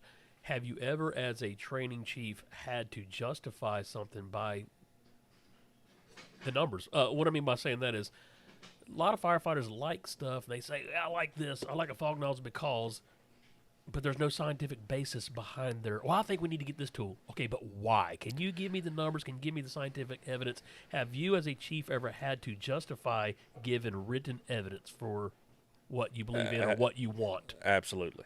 And it's funny when you justify wanting to purchase, let's say, 2 smooth bores for every truck. Okay, why? Tell me why we need that. Well, we get this out of it. Okay, well, how's that going to help? Well, it gets us, because I like it, because it looks cool. Reach and penetration, Okay, well, why is that a benefit? Right. So what I do is, I take it all the way back to fire behavior. What does water need to look like and be like when it gets to the seat of the fire? Yeah. And I trace it all the way back to the nozzles. Okay, so why is the smooth bore better? Let's think about it. I mean, everybody's like, what's a smooth bore nozzle? They're made for reach and penetration. Big water needs to be broken down into small water for it to absorb heat. It's smooth bores, they're meant for like outside, lobbing water over. No, they're not. We're going to, I don't know of many houses that we're going to go in with a 7/8 inch tip and that stream of water is not going to bounce off of something. Correct. You know what I'm saying? Well, we were always told in FDNY, high in the ceiling. Yeah, I mean, and use your patterns, but I mean, when we justify things like that, I mean, you can easily throw out all of these savvy numbers and stuff like that, but you got to get those people that are in charge of purchasing that stuff or giving you the ability to purchase that stuff. You've got to sell it to them and let them see how it's going to make your job more effective, more safer. Then you've done your part. Let's see if they give it to us. Just in my previous experience with justification on things, I've never really had much of a problem getting what we need. Awesome. Yeah. Awesome. I mean, some of your larger budget items, I mean, your burn buildings and stuff like that. I mean, hey, you're looking at partnerships. You're looking at a lot more in-depth justification. But well, so speaking of partnerships, we've got a couple announcements. So without further ado, this year we have been approached by the Vertical Group and Vertical Supply Group, and we are going to be a bailout instructor for Sterling Rescue. Awesome. So we are jumping into that. Don't act like you didn't know, Phil. I've got a harness with my name written. We've been it's yet to get here, but I know it's coming. They come in, and we've already started booking classes. So that's awesome. That's a good thing. So there'll be a new partner here on the website. You'll see them drop the same day this drops, and then also Milwaukee Power Tools has said, "Hey, we want to help. We see what y'all are doing," and so sitting behind you as you walked in, you saw a pretty substantial supply of red tools that are just more than we could probably ever use. And there's more coming. When Phil came in, he's like, "Hey, I just put a box in the rain, for you." And he brought some in today that was, dropped off, and there's just more. There's more arriving every day for the next couple of weeks, and we're excited as hell to be a partner with Milwaukee Power Tools and as well as the Vertical Supply Group, which is also known as Sterling. Our existing partners, Seek Thermal Imagers, affordable thermal imaging for every riding position. If it's economic and it's sleek, it's got to be Seek. Crestar Firefighting Equipment. If you know Redhead, Crestar owns Redhead, and that is most of your couplings on 7/10 of your hose in the marketplace today. Old Pappy's Tool Lube. Don't be a fool. Lube your tool. That is the official tool lube of Box 1971. It's biodegradable. It's safe to eat, but I wouldn't eat it. But they say it's safe. That's the consistency of Vic Sand. Yeah, and it smells. It's got kind of a pleasing odor to it, but it does keep our tools from rusting. Our tools get a lot of use, so we couldn't be happier with the Firemall Tools group over there. Also, we're experimenting with the tool grip wrap right now to see if that's something that we like and want to incorporate on some of our tools. Thompson Multimedia, cannot say enough good things about Shooter Thompson over there at Thompson Multimedia. If you can imagine it, he can do it. He can do it on decals, wraps, trophies, awards, etc. Lastly, with Akron Brass providing us flow meters and nozzles and everything that we need to instruct and to move forward. So those are our big announcements. That's awesome, Paul. Those are, we've been holding on to that for quite a while. We're glad we got to share it with you here, and you're the first to know publicly. Wow. So that's awesome, man. we could build a house. Congratulations. And then rappel off the damn thing. Yeah. Yeah. That's awesome, man. So, well, let me ask you, how are you, because training isn't just one little aspect. You're taking recruit classes. You're working with all sorts of individuals. Are you involved in the hiring process at all? Somewhat, yeah. Okay. I'm kind of part of the initial stage of the hiring process. Once it gets to the point where it's interviews and stuff like that, you're out. I don't have those bugles. Plungers. yeah. Those are made for pushing shit down. Plungers. So when you're teaching, are you running like a chauffeur training school or apparatus operator training school or anything like that? So you guys are going to be the first to hear. Oh, you got news too. I like it. Well, I mean, by the time, hopefully by the time the show airs, most of our group will hear it. It's nothing big, but again, part of our progression of our training program. Fortunately, a year or two ago, we were able to incorporate an Officer Candidate Academy. Okay. So we're going to look to do the same thing in 2023 with a Pump Operators Academy. Hell yeah. We want to kind of cover all of the basics. So basically what we're trying to do is we got these recruit academies, right? We spend 16 weeks with these folks, and then we put them through, basically field training with their officers or company officers, and they go through their probationary periods. But what do we do with a company officer when we promote them? We hand them a radio and say, here, kid, you figured out. Right. We got to do better, man, So we decided to incorporate the Officer Candidate Academy. And then I'm thinking, okay, well, we got our officers and our firefighters some more progressive stuff going on. What are we doing for our pump operators? That's just something that we at our department have taken a lot of pride in, is the development of our pump operators. So we want to offer, that opportunity to them too. And we also got some stuff coming up in the future with some chief officer leadership academies, where actually there will be some tactical decision making incorporated into that. So it's not all administrative decision making as a chief officer. Sure. We want to keep. We want everybody to stay up on their toes, honed in on their actual firefighter skills. Right. Right. Well, that's awesome. That's a progressive step for an agency.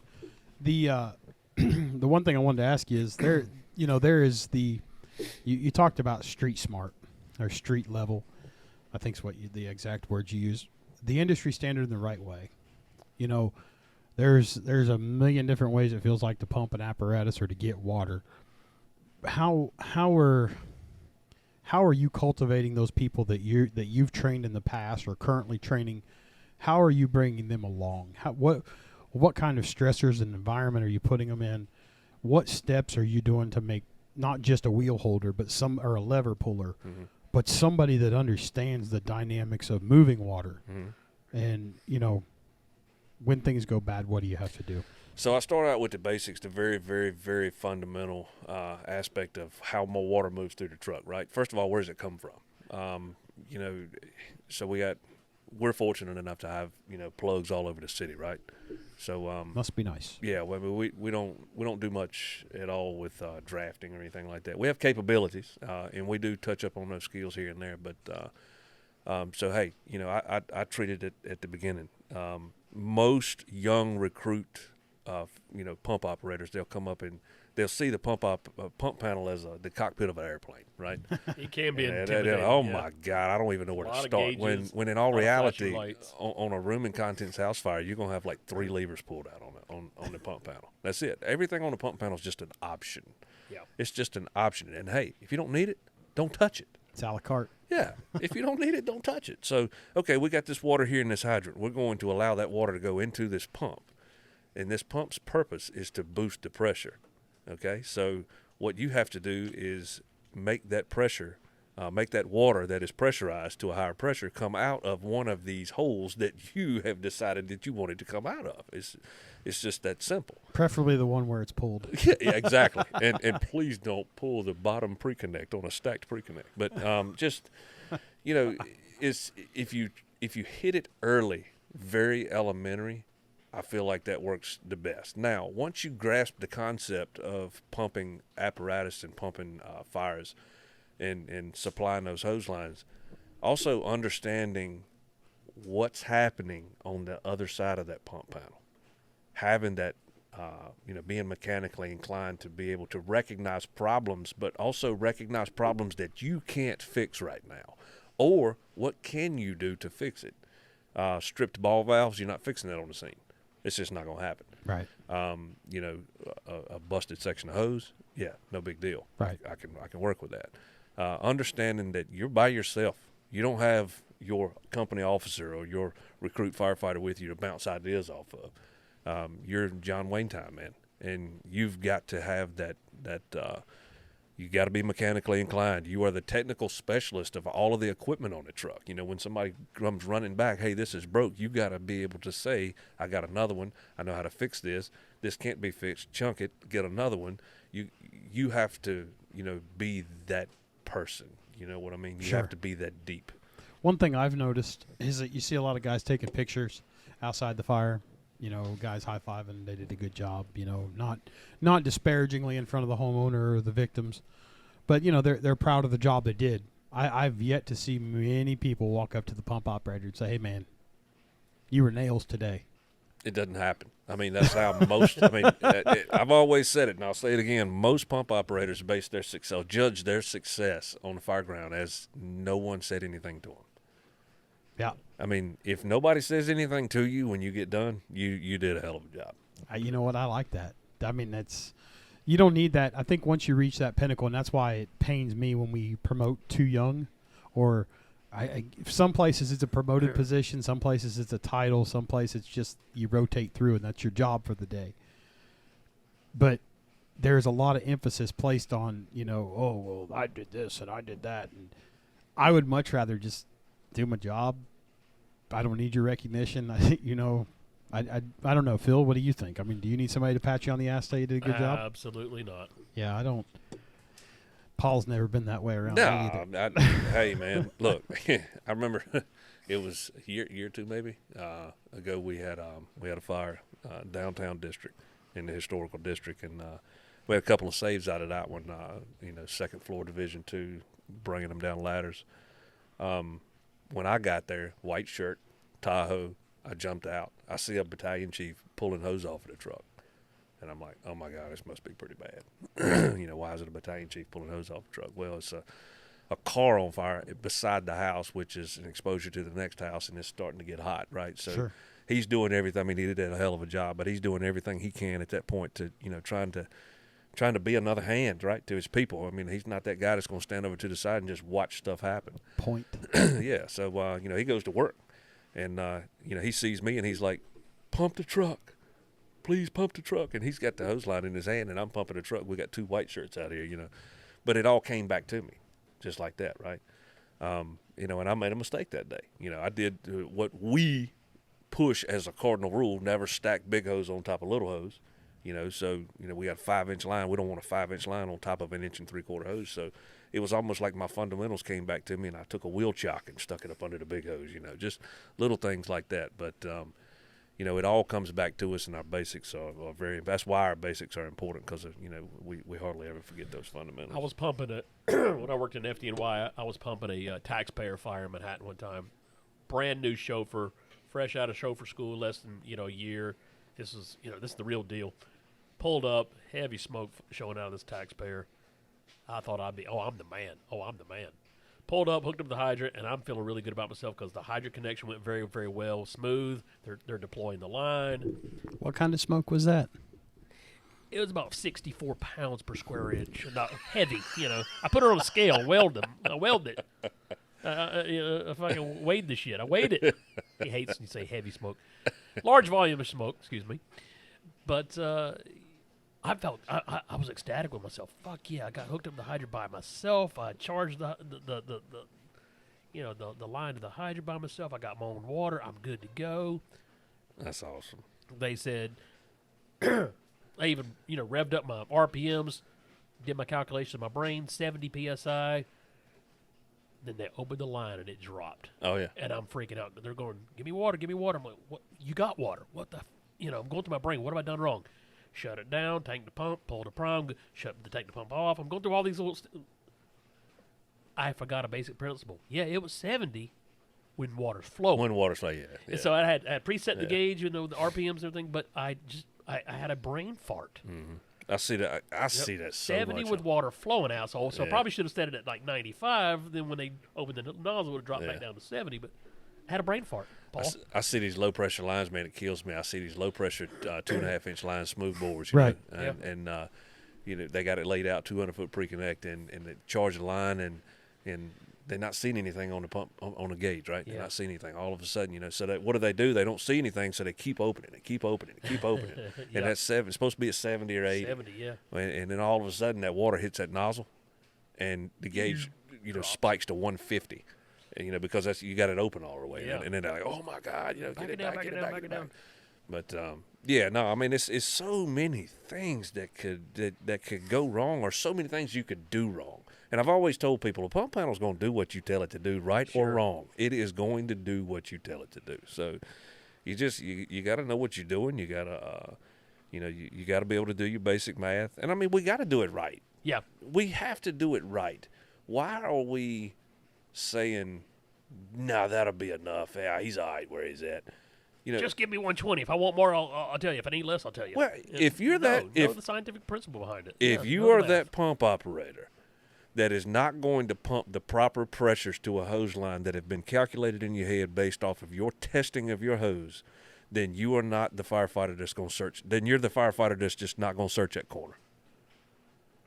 We don't get to pick and choose what we're professional at and what we're 100% into in this job. It's all in or all out.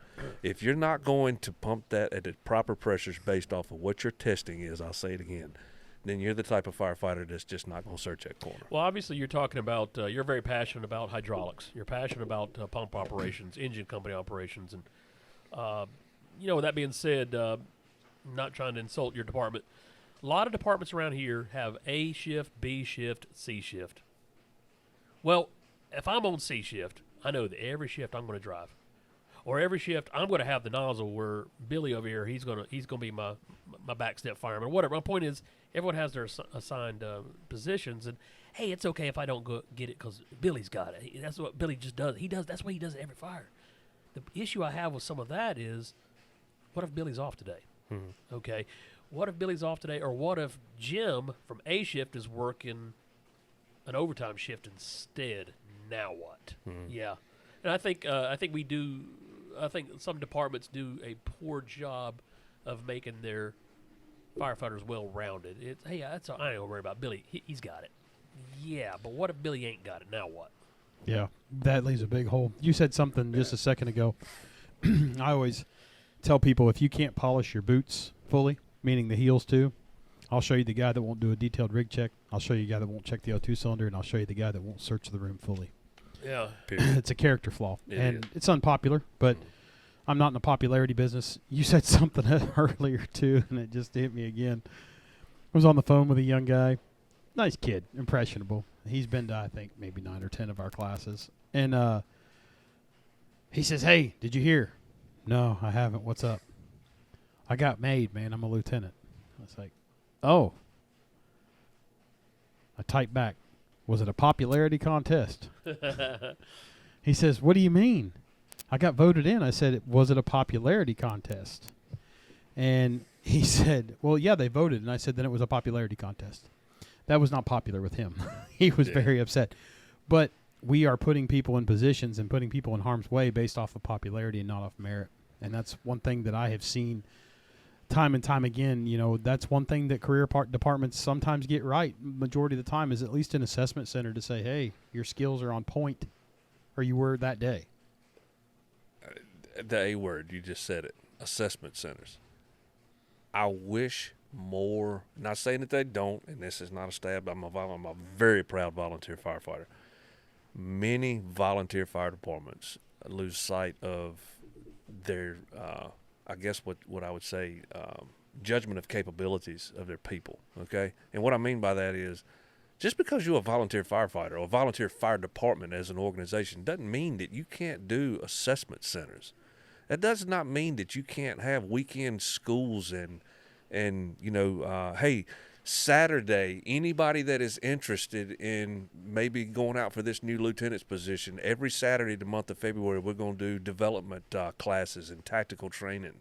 And then, you know, put together a committee or something to select those individuals instead of it being, you know, a raise of hands because this guy came and mowed my yard last week, or this guy was at the fire station washing trucks last month. He contributed more hours to our barbecue suppers. Just because you're a volunteer fire department don't mean that you can't have things in place to develop your people and have a selection process. Right. Develop your people. Give them a reason. You know, I know of a chief currently who won't step down and needs to desperately. Health and other reasons, but he needs to go, but his excuse for staying is that everybody else will do it. Well, then you, sir, have not done your job. And that was an unpopular conversation. I mean, there was I've been cussed out before. I was cussed out pretty good that night, but I think, you know, if we sit back and look at it, if we're not developing our people, you know, your job as a training chief is to know what the other battalion chiefs are doing, and their job is to know kind of what your job is, and hopefully at some point you're able to function in the chief of department's role and understand budgets and administration and politics and all the bullshit that comes with 5 of them on your collar. It just is interesting. And the one thing that it boils down to, and I wanted to talk to you because I know that this is heavy on your heart all the time. I mean, anytime we ever talk, it's always about these next adjectives I'm going to throw out. Pride, passion, integrity, brotherhood, commitment, and loyalty are things that, to me, embody Paul Watlington. So I kind of want to hear.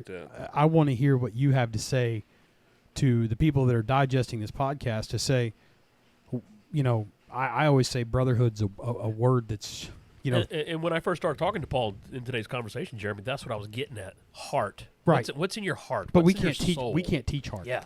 Well, a lot of it you can't teach. A lot of those words that you just said a few minutes ago, you can't teach. And one thing that I see that is falling on the wayside now is, and it's just throughout the American Fire Service, is loyalty. You know, dedication. You know, I remember the days where you would ride by a fire station on a Saturday and, you know, half of your volunteers are down just sitting on the tailgates of their pickup trucks talking, but they're doing it at the firehouse. You know, those days are over. Yeah, now they go to Walmart and sit. Yeah, I mean, and, you know, just the pride part, I guess one banks off of another, banks off of another, banks off of another. But, you know, a lot of it was my raising, right? Yeah. A lot of it was, you know, my dad and mom always, you know, made me somehow appreciate everything somebody's always done for me, right? And to always, you know, give those individuals credit. Yeah. I mean, they wrote it upon your heart. I'm a credit guy. Yeah. Anytime somebody gives me something or allows me to be part of something, they get credited for that. Yeah. But, you know, integrity, doing the right thing. You know, how many times 15 years ago you see somebody walk on a training ground and you know, they see trash on the training ground. Right? Yeah. They go by and pick it up, Yeah. right? Because you know why? They're proud. That goes back to another word that he mentioned. But now I see people step over things like that and miss the opportunity to be proud of what they have in front of them and the opportunities. May I interrupt you, Paul? Yeah. You earlier, just literally 2 minutes ago, you said the word mom, dad, and you said firehouse. I'm not a big fan of the word fire station. And hear me out, Jeremy. I'm not a big fan of fire station. Station is a temporary layover, such as bus station, train station. If I'm sitting in a Or a bus, radio station. radio station, there you go.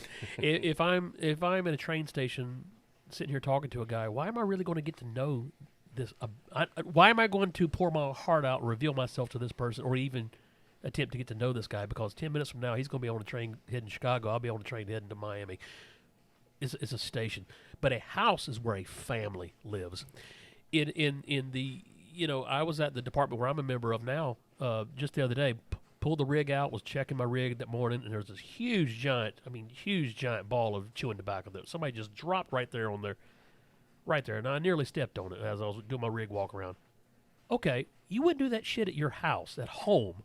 So why are you going to do that shit here in the firehouse? Why would you do that? Why would you leave your tobacco right in front of the firehouse for me to step in? That pride and ownership thing.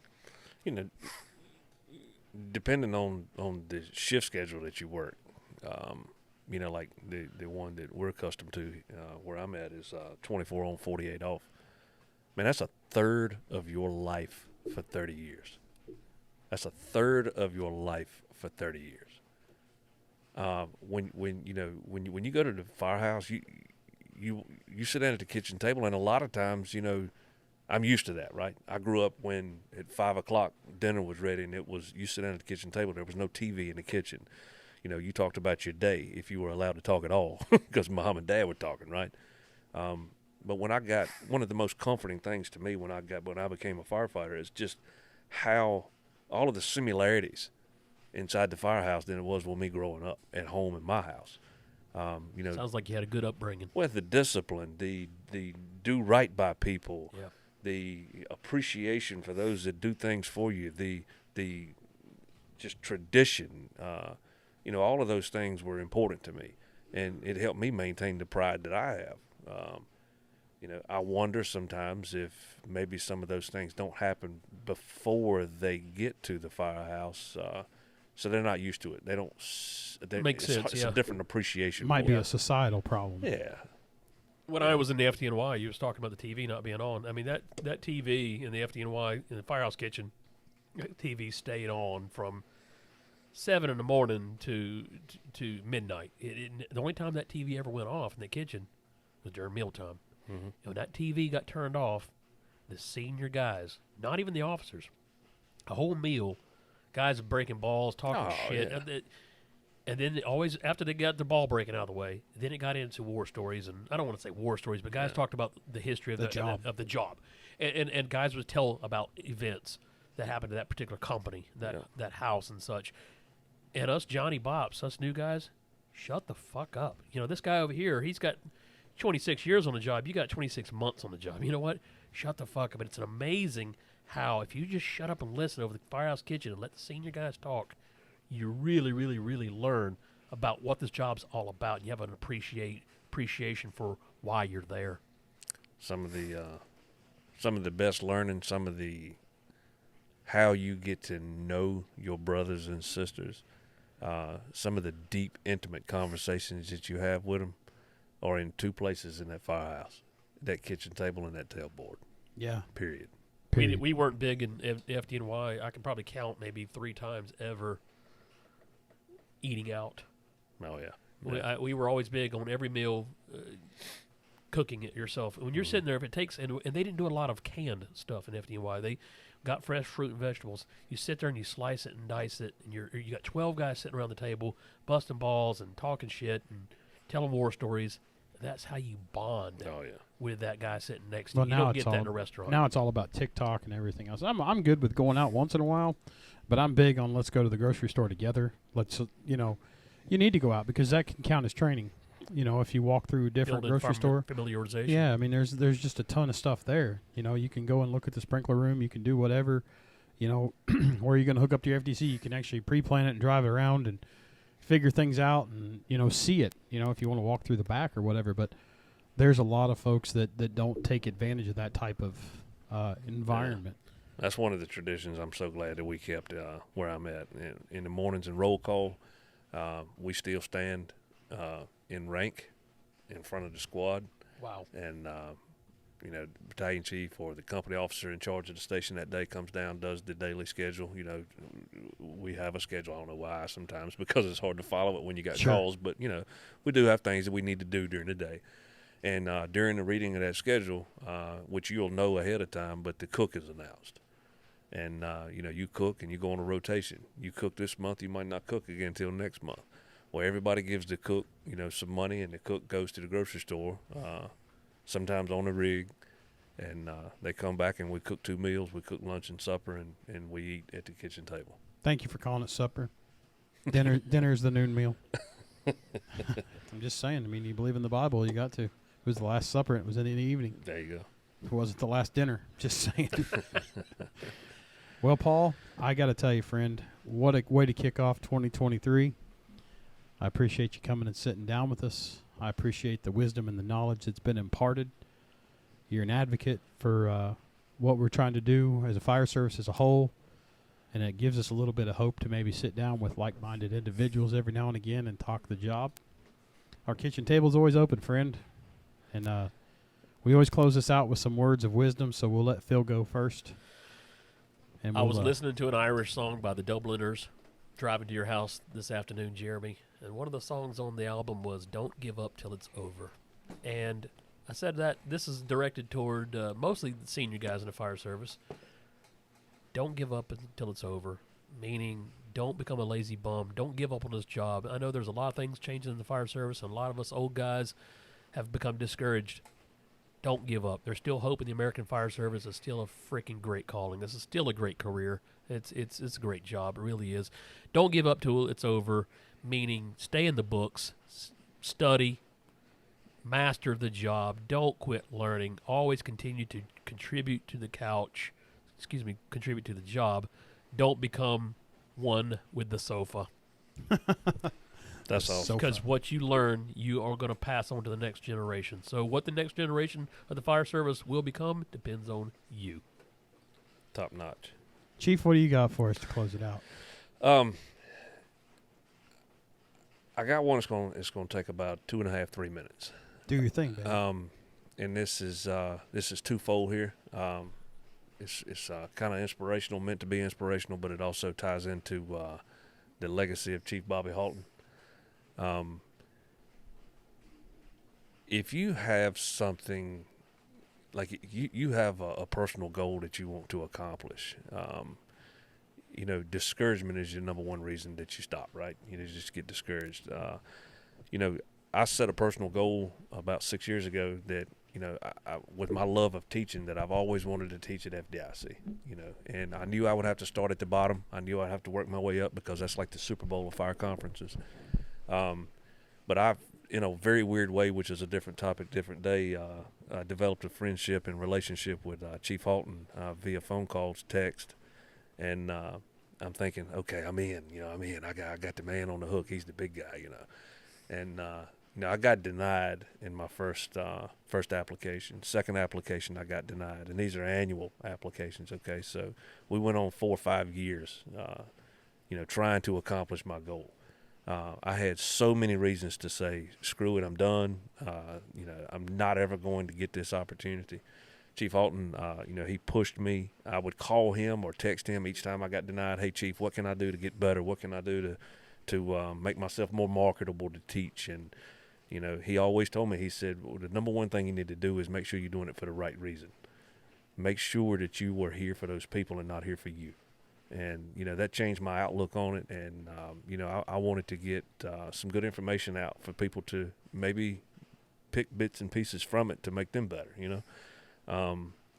He said, I really like your pump operation stuff. Why don't you put your stress on that since you're, decent at that? So, I kept applying, kept getting denied. I would call Chief Halton, hey, big guy, what am I doing wrong? Where am I going wrong? And each one of his replies were, from his business aspect of, Paul, nobody knows who you are and they're not coming to your classes. You got to keep pushing. And I kept pushing, man, and I finally got accepted to teach a couple years back, and I called Chief Halton, and I got the text on my phone. I'm going to read you his reply.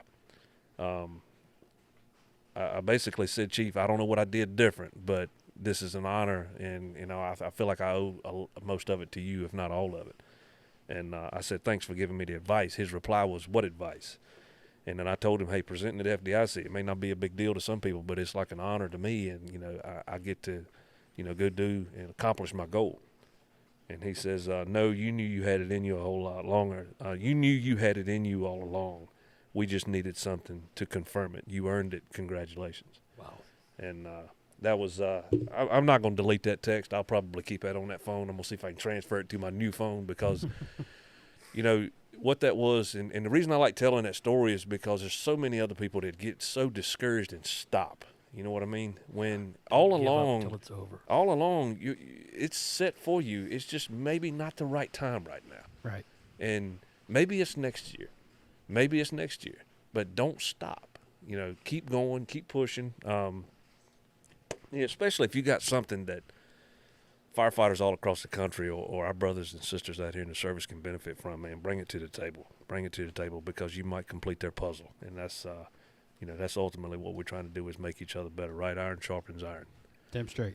So, may his sweet soul rest in peace. What a hell of a man.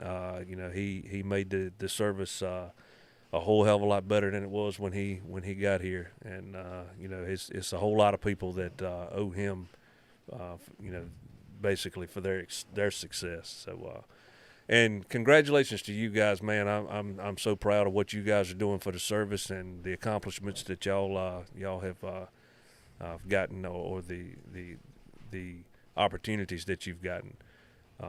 There's not a lot of organizations out here that have the heart like y'all do for doing it for the right reason and making the impact y'all making. So, and congratulations on your opportunities. Thank you. For your partnerships that you got put in place, and just keep rocking, brothers, man. Keep doing it. Appreciate that. You are a bastard. I want you to know that because I pulled up a message from him. I went back to when Phil and I started this business in 2015, and I said, I've got a wild hair up my ass. I need to talk to you. He writes back, this got to be good. Could we talk tomorrow? We had about a 2-hour conversation.